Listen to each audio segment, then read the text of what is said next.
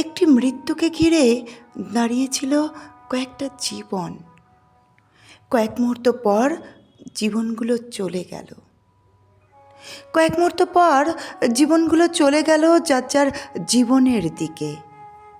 মৃত্যু মৃত্যু পড়ে রইল একা, অন্ধকারে, কেঁচো আর কাদায়।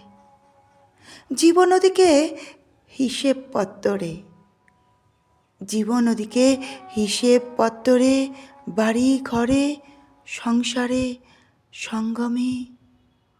মৃত্যু মৃত্যু পড়ে রইল একা, অন্ধকারে।